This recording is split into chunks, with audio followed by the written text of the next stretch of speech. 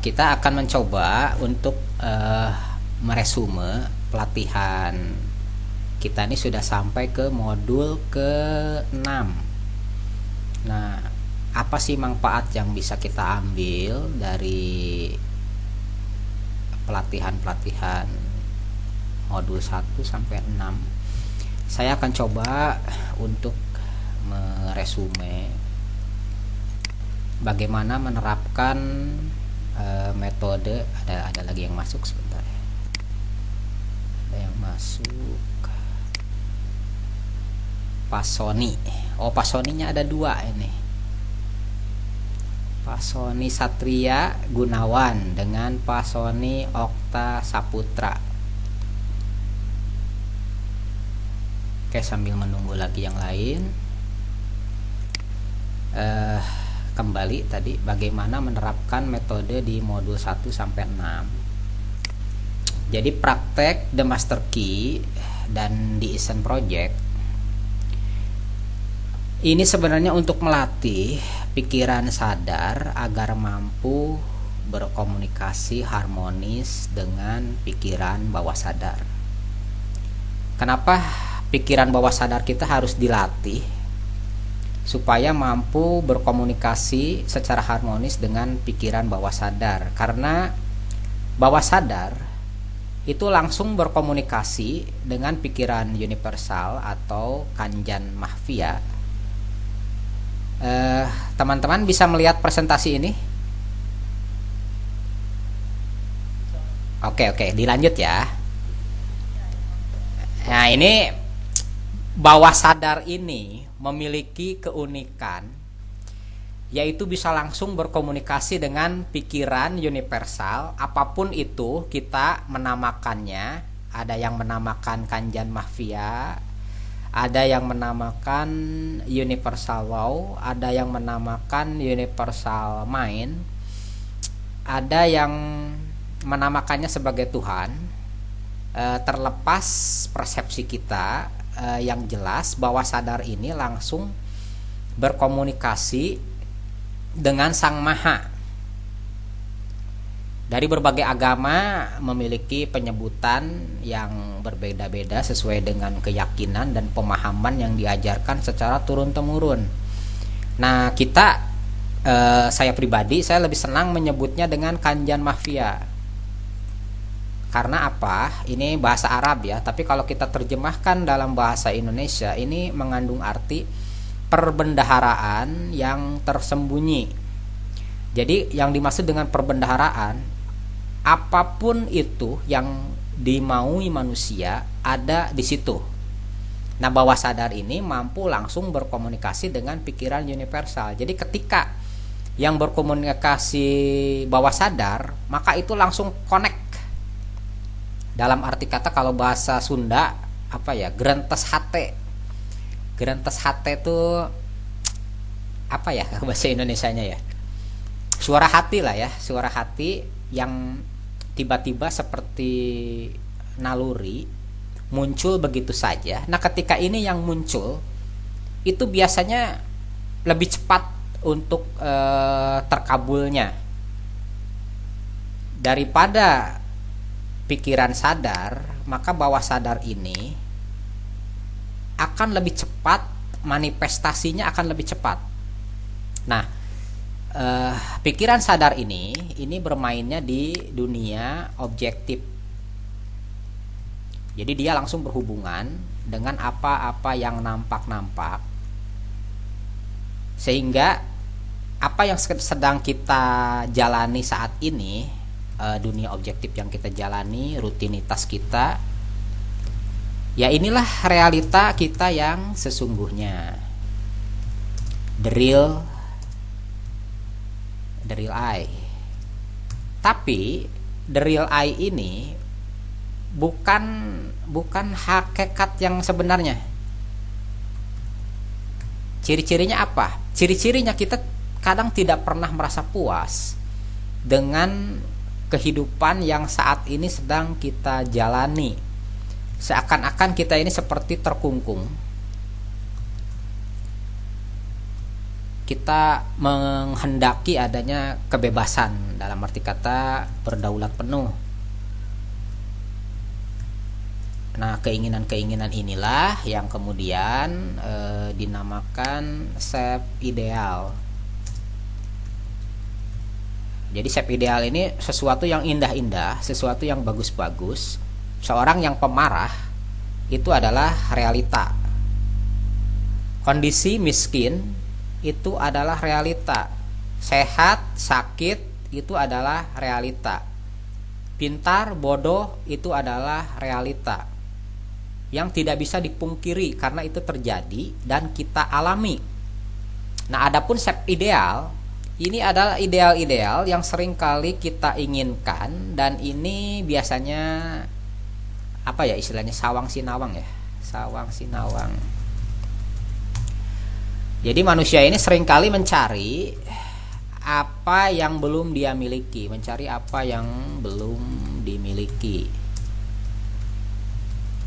Ini uniknya manusia.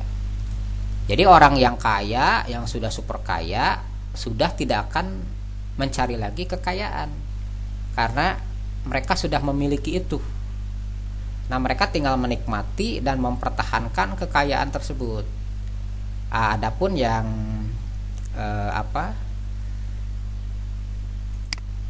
orang yang agak kurang dalam segi wawasan atau apa, beberapa orang mengatakan bahwa itu bodoh, padahal belum tentu orang tersebut bodoh karena itu hanyalah persepsi kita. Nah, inilah self ideal ini yang terkadang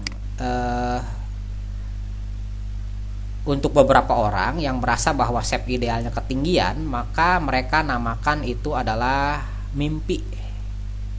Mereka menamakan mimpi karena realita dengan self ideal yang diinginkan seakan-akan jauh antara bumi dengan langit. Nah, ini yang terkadang membuat orang menjadi putus asa, mudah menyerah karena dia merasa bahwa self idealnya itu tidak mungkin tercapai. Dia merasa gagal. Semakin tinggi self ideal yang kita inginkan, semakin jauh jaraknya dengan realita. Dalam arti kata begini, realita kita pada saat ini boleh jadi kita ini bergaji UMR, atau ada yang bergaji 10 juta, anggaplah 10 juta ya satu bulan, dan dia berharap self idealnya dia bisa menghasilkan ratusan juta per bulan. Nah, ketika ini menjadi self ideal bahwa saya menginginkan penghasilan 100 juta per bulan, terus itu ditanamkan saya menginginkan penghasilan 100 juta per bulan. Realitanya penghasilannya masih tetap 10 juta per bulan. Nah, ketika terjadi mismatch antara dunia objektif dengan subjektif, antara realita dengan self ideal, maka di sini orang ketika seringkali tidak tercapai, seringkali gagal, maka di alam bawah sadarnya tertanam gagal. Akibatnya lama kelamaan itu akan membuat orang menjadi stres. Jadi bahayanya belajar keilmuan yang saat ini sedang beredar, belajar The Secret kah, atau Road to Billionaire kah, atau apapun yang ditawarkan di luar sana tentang cara sukses, cara kaya, itu sangat berbahaya ketika kita tidak mampu menggabungkan realita dengan ideal yang kita inginkan. Ini bukan hanya dalam masalah investasi atau saya ingin menjadi investor yang handal. Dalam kehidupan sehari-hari yang sederhana, anggap suami istri. Ketika suami memiliki ideal, self ideal yang sangat tinggi, persyaratan ideal yang sangat tinggi terhadap istrinya, dan ternyata kenyataannya istrinya tidak seperti yang diharapkan, ini bisa menjadi stres. Demikian pula istri. Ketika istri berharap suami yang ideal, ya ideal di sini suami yang tidak pernah habis rezekinya gitu, bisa ngasih uang di saat dibutuhkan, menjadi perlindungan setia, pokoknya yang baik-baik yang di image. Nah kenyataannya ternyata jauh panggang daripada api. Nah ini yang bisa membuat stres. Bagaimana solusinya? Solusinya ketika kita memiliki shape ideal, kita sudah tanamkan di situ, maka kita harus berupaya mewujudkan itu sampai titik darah penghabisan. Jadi berusaha untuk memantaskan diri, mencari cara dengan dua macam cara. Cara pertama adalah cara dengan praktek di dunia objektif. Tekniknya mulai dari diri sendiri, mulai dari hal yang kecil, mulai saat ini. Nah, pada saat kita melakukan hal itu, shape ideal ini selalu menjadi bagian dari diri dan kita merasa seakan-akan bahwa itu sudah terjadi. Nah, ada cara yang lebih mudah supaya antara realita dengan shape ideal ini terjadi keharmonisan. Pertama, shape idealnya ditinggikan, maka aktivitas kita pun menjadi berkali-kali lipat karena target yang ingin dicapai adalah di luar kepantasan kita saat ini.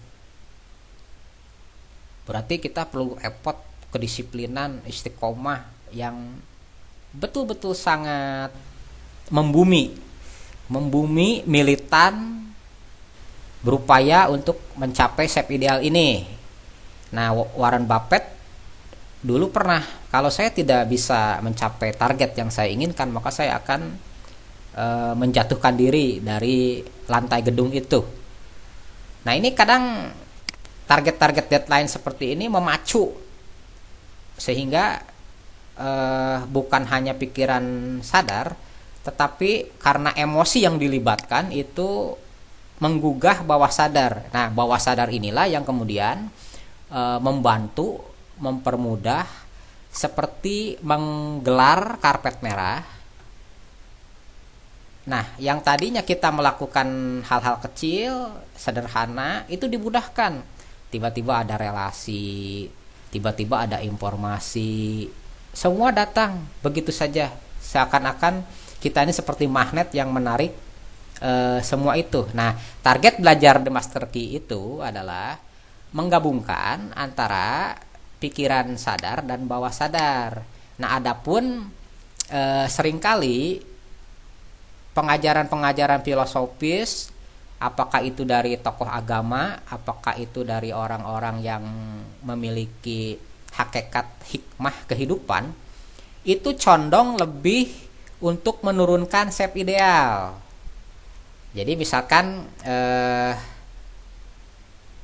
kita tidak terlalu berharap yang ideal-ideal, yang muluk-muluk lah. Misalkan kita cukup yang penting istri saya setia gitu. Kalau dia ngomel-ngomel atau marah-marah dikit ya wajar lah gitu. Nah, ternyata kenyataannya istrinya, karena dia sudah bisa menerima shape ideal istri yang ngomel-ngomel dan pemarah, atau apa-apa selalu dibebankan ke suami, dia sudah menurunkan shape idealnya. Jadi ketika istrinya tidak marah atau tidak ngomel, itu sudah sangat-sangat disyukuri karena ideal dia diturunkan gitu. Nah, kebanyakan pengajaran ya beberapa tokoh agama, terutama aliran sufi ya, kebanyakan sufi itu diidentikan dengan orang yang pasrah, terus juhud gitu. Nah, kebetulan saya mengenal guru yang mengajarkan agak berbeda, bahwa kebiasaan-kebiasaan itu tuh sadar atau tidak sadar itu sebenarnya ditularkan oleh, dulu ini ada tokoh dari Belanda yang disusukan ke umat muslim. Jadi Islamnya itu Islam yang dikejarnya itu kepasrahan itu, sehingga umat Islam tuh lupa dengan urusan duniawi yang sebetulnya seperti kekayaan atau kejayaan atau leader kepemimpinan atau mengambil jabatan di pemerintahan, itu sebetulnya agama mengajarkan kita ini holistik. Karena untuk memakmurkan bumi, maka kita ini perlu power. Baik itu power dalam segi keuangan, baik itu power dalam segi kekuasaan, dan dibarengi dengan akhlak yang baik, sehingga ketika memegang kepemimpinan jadi pemimpin yang amanah, jadi pemimpin yang jujur, jadi pemimpin yang adil. Demikian pula ketika memperoleh kekayaan, maka kekayaan yang berada di tangan orang soleh itu lebih bermanfaat dibandingkan kekayaan yang berada di tangan orang-orang yang jahat. Nah, dari situ pikiran saya terbuka bahwa ajaran tarekat dan sufi yang saya ikuti ini lebih moderat. Jadi antara dunia dan akhirat seimbang, antara kelembutan dan ketegasan semuanya harmonis. Dan kalau kita buka surat Al-Baqarah, ada berapa ayat surat Al-Baqarah? 286. Nah, itu kalau kita bagi 2 menjadi 143. Nah, kalau kita buka ayat 143, di situ disebutkan tentang keseimbangan. Jadi yang terpenting itu adalah kita senantiasa berimbang, tidak terlampau melonjak-lonjak, tidak juga terlampau membumi. Jadi pertengahan saja, pertengahan, moderat, yin dan yang, harmonisasi. Jadilah individu-individu yang moderat. Jadi di satu sisi kita harus kaya, nah di sisi lain mengejar kekayaannya itu harus dengan cara-cara yang tidak melanggar hukum universal. Nah, ketika kita sudah memiliki tujuan shape ideal, maka shape ideal ini kan berbeda nih dengan realita yang ada. Nah, realita yang ada ini, apa yang kita alami saat ini, itu adalah kebiasaan yang sudah rutin. Jadi kita nih sudah auto aja melakukan itu, pagi-pagi begini, siang begini, malam begini. Kegiatan kita seperti itu. Dan termasuk insanity, bisa dikatakan insanity ketika kita menginginkan hasil yang berbeda, sedangkan kita senantiasa melakukan kegiatan yang sama. Itu termasuk satu hal yang bisa dibilang kebodohan. Menginginkan hasil yang berbeda, tetapi kita selalu melakukan rutinitas yang sama. Nah, dalam hal ini, ketika realita yang kita alami ini berasal dari kebiasaan-kebiasaan yang rutin kita lakukan, ada yang masuk. Bentar ya, saya lihat dulu. Sandi Sugiarto. Oke, Pak Sandi, silakan kembali ke presentasi. Nah, ini ketika realita yang sekarang kita jalani itu adalah hasil dari kebiasaan-kebiasaan yang kita lakukan di masa lalu sampai sekarang. Nah, ketika kita menginginkan shape ideal, otomatis ada kebiasaan-kebiasaan baru yang harus kita terapkan. Nah, kebiasaan yang rutin dilakukan itu sudah terrecord, dicetak biru. Maka ketika kita menginginkan kebiasaan baru, maka kebiasaan yang rutin ini harus digantikan dengan kebiasaan baru. Dan uniknya manusia, apapun yang dia masukkan dari semenjak bayi sampai umur sekarang, itu sebetulnya tidak ada yang hilang. Semuanya tertanam di memori. Tidak ada yang hilang. Semuanya tertanam di memori. Adapun ketika terlupakan, itu bukan berarti memori kita hilang atau terhapus. Tapi memori itu tergantikan dengan memori yang baru. Sebagai contoh, terkadang kita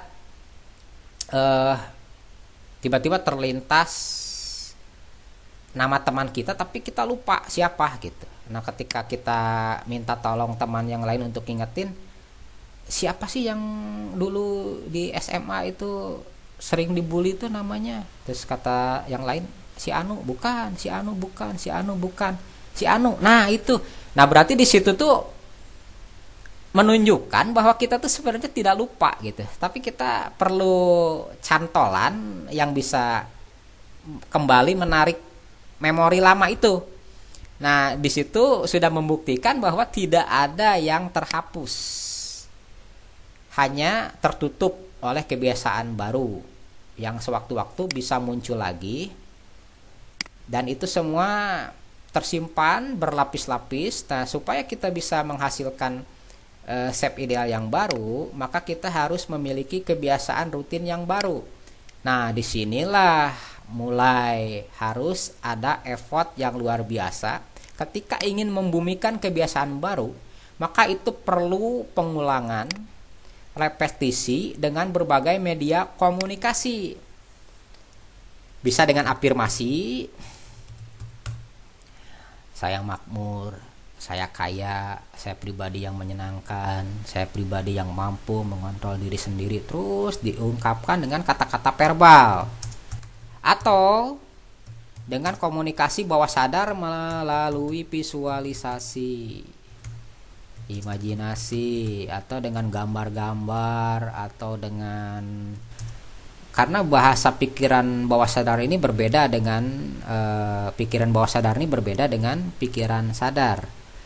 Jadi terkadang dengan simbol, dengan gambar. Makanya kadang bahasa kaya itu dalam arti bawah sadar ini bisa beragam.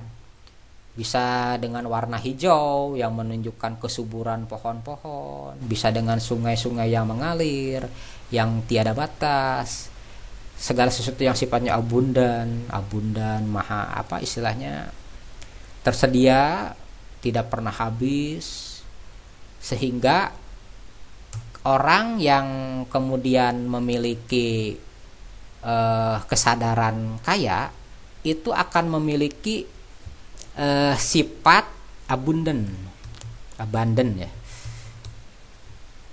sehingga dia menjalankan sistem ekonominya juga bukan scarcity ekonomi, bukan ekonomi yang berdasarkan ketakutan, persaingan, kompetitif, saling menjatuhkan. Tidak, dia menggunakan sistem tidak pernah habis, sumber daya yang tidak pernah habis, sehingga yang muncul ini sifatnya konstruktif, kreatif, bukan kompetitif. Sebagai contoh, grup Supi Investing sudah saya tinggalkan, saya serahkan ke volunteer, karena saya masih bisa membuat grup lain, yaitu Supi Investing Library. Nah, kalau nanti Supi Investing Library pun saya kasih ke yang lain, akan ada selalu, karena otak manusia ini terutama ketika sudah mampu komunikasi dengan Kanjeng Mahpia, itu akan sering-sering dibanjiri dengan ide-ide bodoh enda. Ya, ada lagi masuk.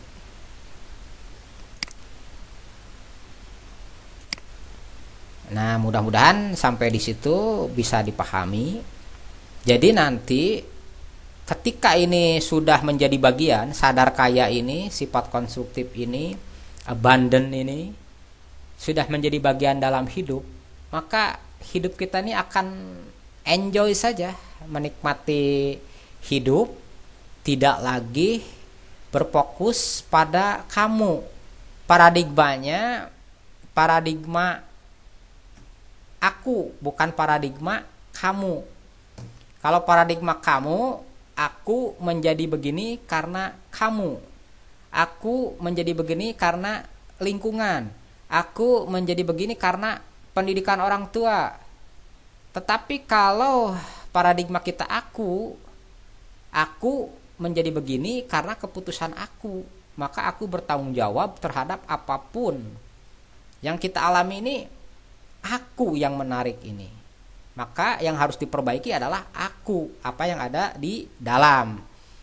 Jadi kita tidak disibukkan dengan hal-hal yang sifatnya di luar kontrol kita. Lingkaran kepedulian kita pun dibatasi. Sebagai contoh, Ketika kita menonton pertandingan sepak bola, nah itu pertandingan sepak bola di televisi. Ketika kepedulian kita mengarah ke situ, sah-sah saja. Tetapi itu di luar kontrol kita. Jadi kita mau teriak-teriak marahin pemain, mau bilang wasit goblok, masukin bola segitu aja tidak bisa misalkan ke pemain, atau ngeriakin wasit, itu percuma karena mereka tidak akan mampu mendengar suara kita. Itu yang dinamakan kepedulian yang di luar lingkaran pengaruh kita. Nah, ketika kita sendiri yang main bola, maka ya gobloknya ya kita gitu, yang tidak bisa memasukkan bola ya kita, keterampilan kita yang kurang harus diperbaiki. Nah, fokuslah ke hal-hal yang bisa kita kontrol.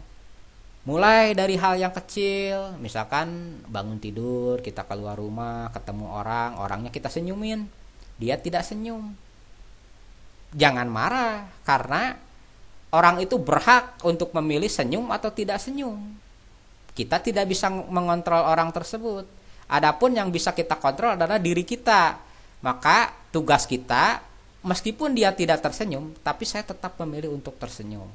Nah, dengan demikian, dalam setiap gerak langkah yang kita lakukan, kita berdaulat penuh terhadap diri kita. Jadi menggunakan kekuatan kehendak bukan kepada orang lain, tetapi kepada diri kita. Termasuk ketika kita ingin sukses di pasar modal, maka fokus kepada diri kita, bukan kepada orang lain. Fokus pada porto kita, bukan pada porto orang lain. Fokus pada metode yang terbaik yang bisa kita lakukan, bukan pada metode orang lain. Nah, itu praktek The Master Key dan The Isen Project.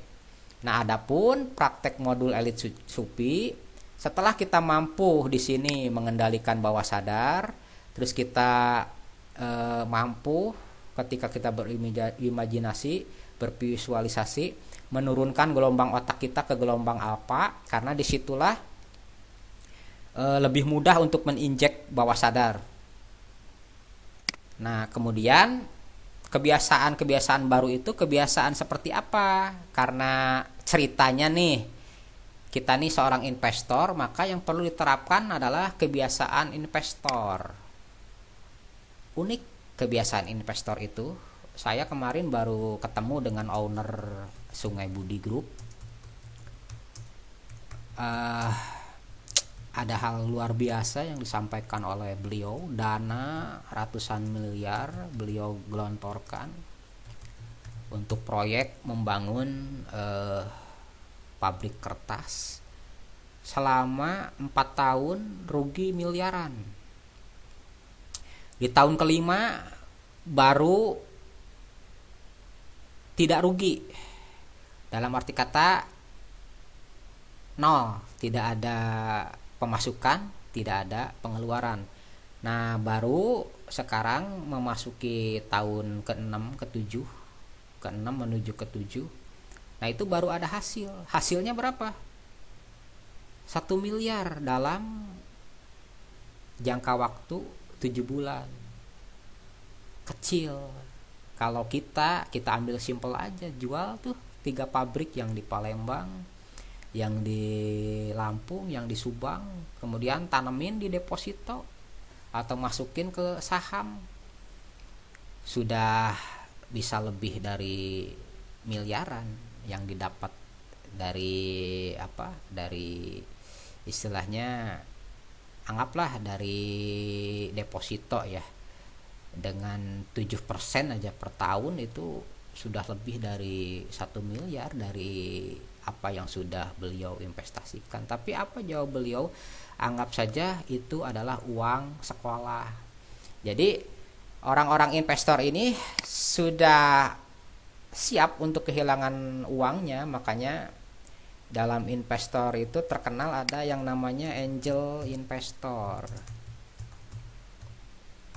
Nah, kalau ingin paham kenapa mereka rela kehilangan uang sampai bermiliar-miliar, silakan pelajari Hidden Agenda. Itu di PDF itu disebutkan, karena sistem ekonomi kita kapitalis, maka orang-orang yang sudah kelas-kelas ya, grup-grup seperti ini nih, perusahaan-perusahaan yang sudah ngegrup itu demikian gampangnya mendapatkan pendanaan dari berbagai sumber, bukan hanya dari perbankan, dari beberapa investor asing, belum dari saham. Di saham pun ada banyak cara untuk mendapatkan dana ini. Nah, dana-dana ini harus termanfaatkan dengan baik, harus dibelikan aset. Jadi yang namanya investor ini bermainnya jangka panjang, tidak jangka pendek. Visinya jangka panjang, tidak jangka pendek, dan dia napasnya sangat-sangat panjang. Bukan pemain pelari cepat, tapi pelari maraton.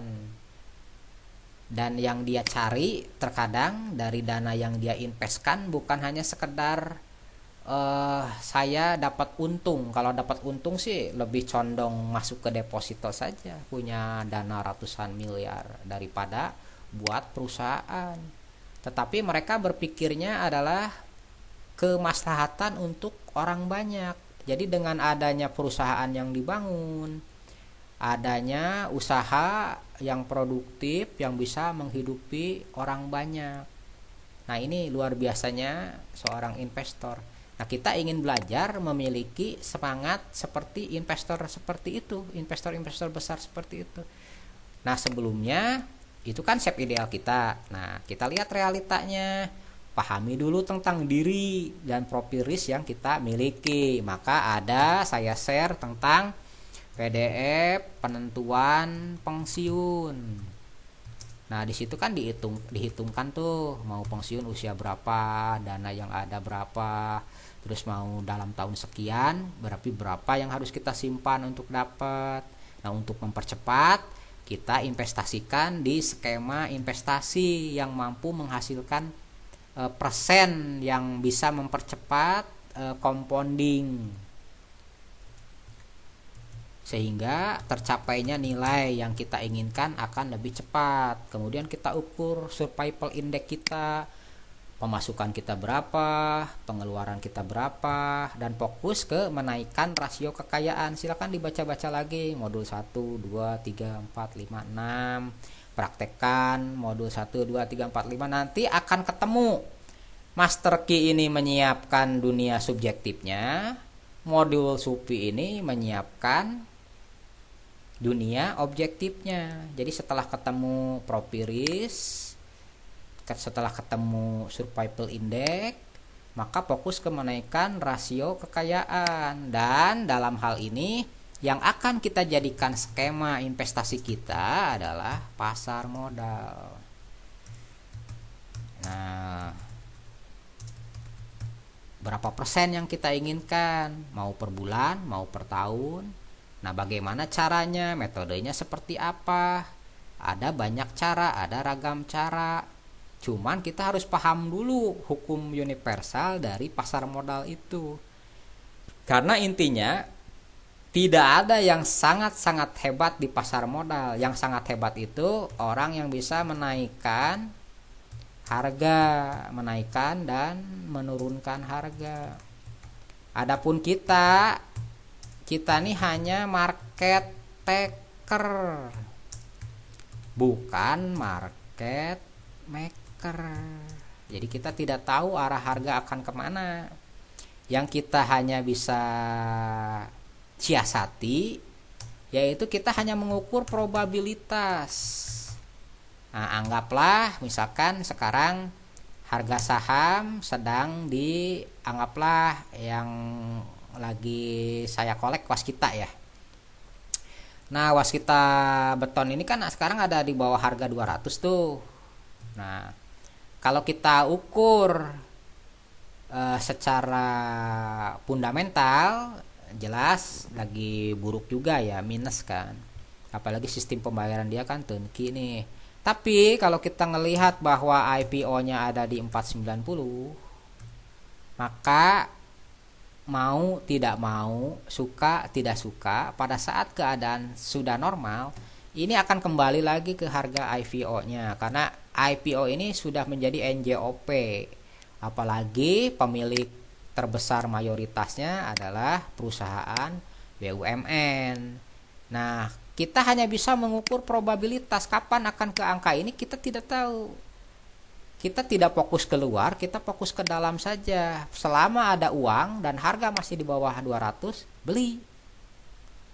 Nah, kalau misalkan terus turun, ya terus beli. Sampai kapan? Ya sampai target ini tercapai. Jadi nanti ketika setidaknya sudah melampaui harga yang kita miliki, berapa, 200 atau di angka 300 gitu. Nah, ketika nanti ada profit naik dikit aja, nah itu kita bisa jual sebagian karena kita belinya berjenjang. Ada yang beli di 300, misalkan ada yang beli di 200, ada yang beli di 180, 160, ada yang di kisaran segitu, ada yang di 150-an. Nah, kita ukur yang di 150 itu kita dapat berapa lot. Nanti ketika ada kenaikan kita jual. Nah, yang dijual itu bukan minus itu, tapi yang pernah kita dapat di angka sekian. Nah, ketika turun kita belikan lagi. Nah, ini skema jual beli ini yang dipakai adalah metode mahasiswa. Kita kumpul lot sebanyak-banyaknya. Ketika ada naik kita jual, ketika turun kita belikan lagi, terus saja seperti itu tekniknya, berulang-ulang, konsisten hingga target IPO ini tercapai. Syukur-syukur ke target konsensusnya. Semenjak dulu Waskita Beton ini pernah ya mencapai 580. Targetnya dulu, target idealnya ke 600 sampai ke 1000, tapi entah zaman kapan itu kalau ke angka itu. Setidaknya sih kembali aja ke harga IPO-nya. Nah, maksudnya di sini mengukur probabilitas, tapi bukan mengukur probabilitas itu bukan berdasarkan versi kita. Kita melihat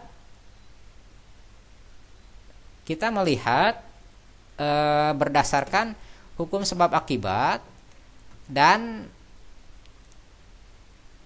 hasil konsensus. Ini tuh 490 tuh bukan sembarangan mengeluarkan angka ini. Itu hasil penghitungan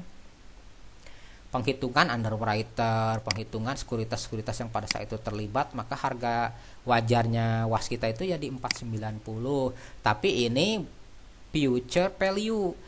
Boleh jadi 5 tahun yang akan datang atau 5 tahun dari tahun IPO-nya. Karena kembali ke tadi, kebiasaan investor itu memiliki filosofis jangka panjang. Nah, adapun kelamaan lah kalau untuk menjadi investor mah. Nah, berarti kita harus memilih menjadi trader kalau memang tidak sabaran.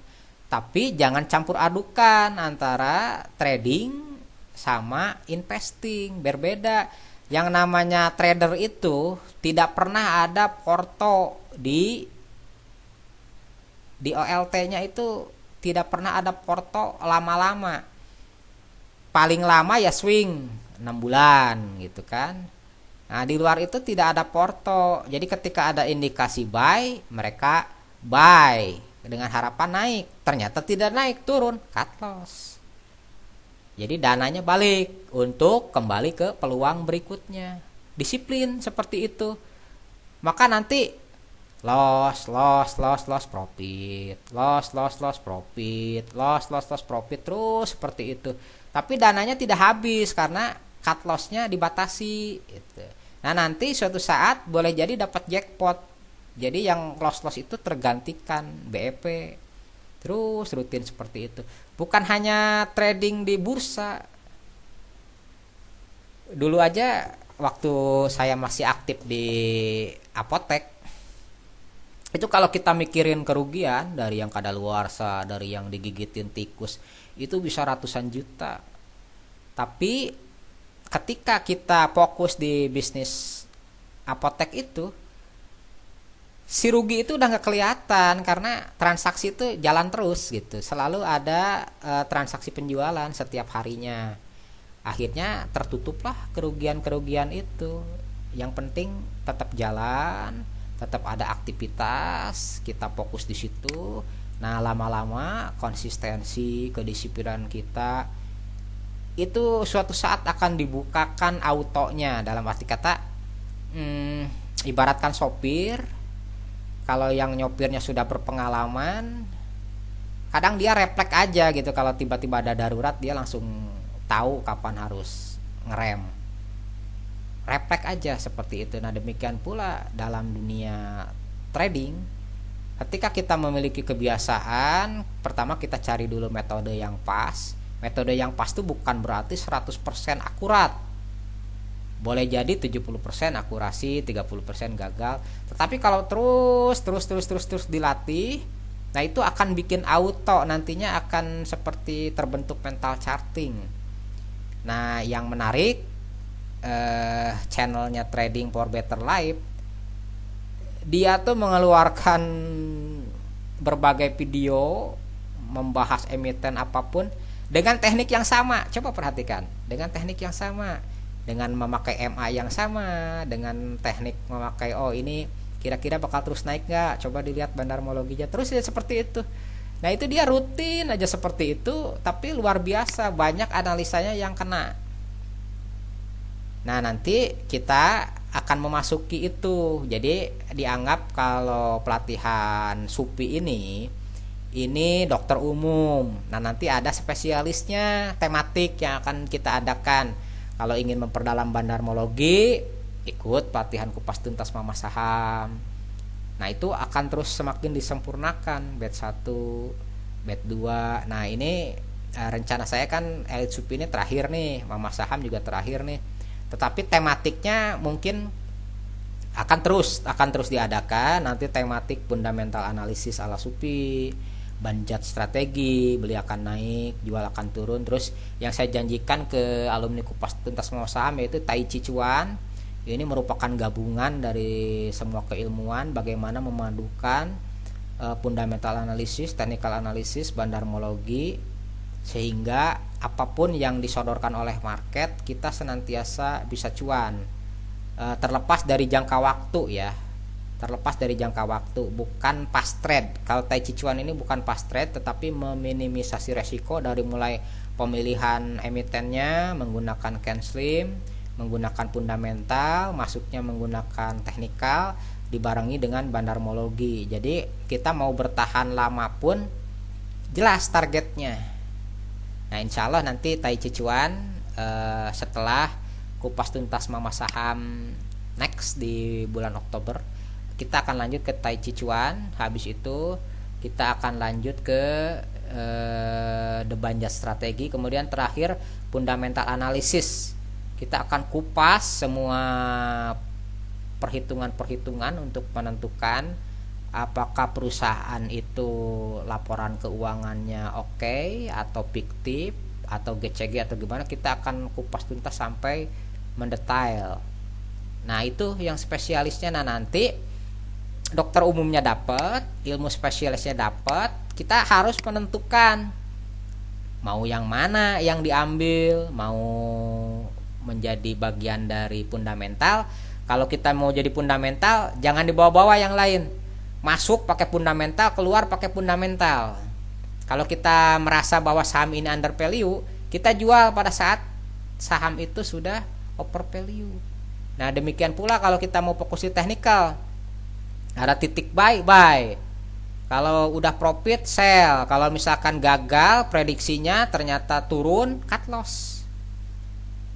Nah kalau kita mau ngikut bandarmologi, lihat dana smart money masuk, kita ikut masuk. Smart money keluar, kita ikut keluar. Disiplin saja terus ke satu metode. Nah mana metode yang membuat Anda nyaman, fokus di situ. Nah kembali ke pelatihan, karena pelatihan masih banyak modul-modul yang lain, jadi kita fokus dulu ke modul 1 sampai dengan 6. Nah kembali ke dunia objektifnya, maka ini ada pemasukan nih, masuk, habis itu keluar. Pemasukan 10 juta, pengeluaran 10 juta, nol. Seperti hamster, nantinya rat race, muter aja di situ, tahu-tahu umur udah tua, pensiun, pendapatannya ngurangin, pengeluarannya nambahin, biaya rumah sakit. Udah tua kan sering sakit-sakitan ya, jadi ujung-ujungnya ngerepotin anak cucu. Nah mulailah berpikir supaya tidak retres, pemasukan pengeluaran ini masih mending ya, nol ya. Yang gawat pengeluarannya lebih besar daripada pemasukan, akhirnya minus, hutang sana hutang sini. Nah, bagaimana untuk menyiasatinya? Rem dulu nih pengeluaran, apa yang kira-kiranya tidak perlu. Misalkan biasa pakai mobil nih ke kantor, belum macetnya, belum bensinnya, sementara buat ngencengin ikat pinggang jual dulu deh mobilnya. Pakai apa? Pakai Grab misalkan, pakai GoDrive. Nah terus kan ada uang nih dari hasil penjualan, masukin ke aset. Atau kalau kita nggak tega untuk ngencengin ikat pinggang, untuk efisiensi pengeluaran, maka di sini yang harus ditekan, ya otomatis ini harus ditekan juga ya, dalam arti kata supaya pemasukan ini tuh nggak habis semua, minimal ada yang bisa disisihin deh 10%. Buat apa? Buat dimasukin ke aset. Jangan pernah memasukkan uang ke saham itu uang primer, uang sekunder, uang tersier, uang sisa, uang yang Anda lupa, uang yang tidak akan Anda ingat-ingat. Kalaupun hilang, afford to loss, tidak masalah, masukkan ke aset.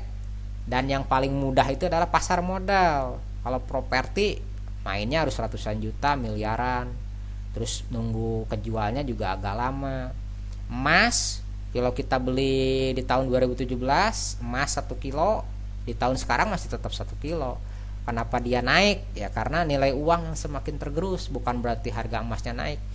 Adapun aset, untuk sejauh ini pasar modal lah yang sebetulnya sangat friendly. Dalam arti kata 50.000 pun sudah bisa dibelikan saham, 100.000, 50.000, ada uang berapapun kita masukkan. Nah pilih-pilih saham yang ada probability, misalkan ada tebus waran, pokoknya ada janji-janji konsensus di situ, ada dividen gitu. Jadi ketika kita bermain lama pun napas kita tetap panjang, ada pemasukan masuk ke situ, ada pemasukan masuk ke situ, ada pemasukan masuk ke situ. Nah nanti aset ini seiring berjalannya waktu mulai menghasilkan nih, jadi nambah pemasukan dari rutin, dari gaji, dari dagang, dari apa, tambah dari aset, otomatis ini sudah 3 nih, pengeluarannya 1, 3/1, pemasukan yang menang, rasio kekayaan kita naik. Nah yang bermasalah pemasukan, pengeluaran. Pemasukan disisihin kredit, bukan ke aset, ke liabilitas. Beli HP yang tadinya kamera 2 jadi kamera 3, nanti kamera 10. Ya masih mending kalau dipakai bisnis ya. Ini hanya buat selfie-selfian. Ini kan jadi liabilitas, kuotanya. Belum nanti ada HP baru beli lagi. Nah demikian pula ketika kita ibu-ibu tuh beli tas yang mahal-mahal, baju gonta-ganti, ada yang tiap hari belanja. Nah ini fokus di sini nih. Ketika kita kebiasaannya buruk, misalkan pemasukan pengeluaran, maka perlu ditanamkan di sugesti masif bawah sadarnya setiap malam bahwa saya memiliki target untuk tuh, maka saya harus menjadi individu yang baru, harus memiliki aset, harus memiliki mesin uang. Nah kalau saya sendiri, pasar modal ini saya anggap dunia tersier. Jadi naudzubillah min dzalik ya, kalaupun uang saya hilang di pasar modal, itu uang tersier yang betul-betul dingin sedingin es. Jadi saya selalu, kebiasaan saya, ketika sudah mencapai 50 sampai 100 juta itu pasti saya tarik. Saya belikan aset yang real, aset yang produktif. Aset yang real yang produktif itu apa? Kambing, sawah, ikan, itu betul-betul produktif. Karena di saat uang nanti tidak laku, apalagi kebiasaan orang zaman sekarang ya, anak-anak sekarang, milenial sekarang, gadget aja. Mereka tidak tahu cara produktivitas untuk menghasilkan makanan. Nanti kalau uang udah nggak laku, orang udah nggak pada mau nerima uang, yang dicarikan makanan. Nah kita udah siap, Di pekarangan kita ada ikan, ada kambing, ada sayuran, ada buah-buahan. Nah, ini aset yang produktif. Manfaatkan pasar modal selama ekonomi kapitalis masih dipakai. Gunakan untuk menumbuhkan uang yang kita miliki. Setelah uang ada, masukkan ke aset produktif. Ada lagi terus, masukkan lagi ke pasar modal terus, seperti itu. Nah, sementara